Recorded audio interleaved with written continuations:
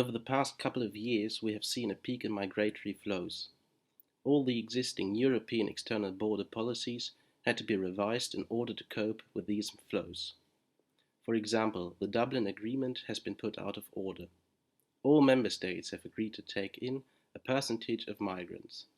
In practice, only the wealthy Western European countries have fulfilled this promise, while Eastern European countries like Poland and Slovakia have refused to accept European agreements on the resettlement of refugees. This has led to a humanitarian disaster in the Mediterranean, affecting countries like Greece and Italy.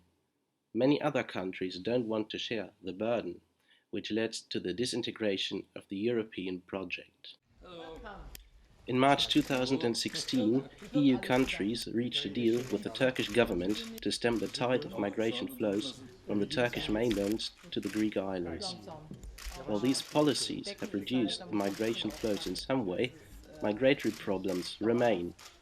Turkey also has a huge influence on European migration policy, almost forcing its own rule upon the European Union.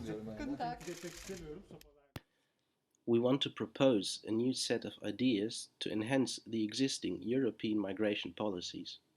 For a start, we have to set up new asylum application centres outside of EU territory to avoid that migrants try to make it to the EU border legally.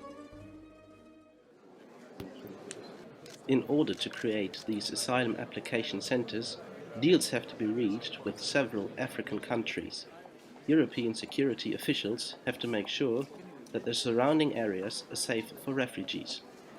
Migrants that are granted asylum are divided equally across the European Union according to a quotum yet to be determined.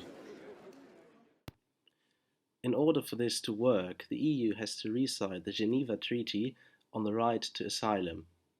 In return, European countries have to be forced to invest billions of euros in the economy of African countries which are struggling with demographic challenges and political and economic instability. Here too, a quotum is required. The governance systems of African countries have to be enforced so that situations like described by Schapendonk, where migrants end up in eternal circles of transit, are prevented. This way, political refugees and migrants who are affected by war and violence are granted a safe passage across the European border by plane or ferry. Economic refugees are rejected and are therefore discouraged to make the voyage across the Mediterranean. This will reduce the amount of people crossing the EU border in an unsafe way and will therefore spare lives.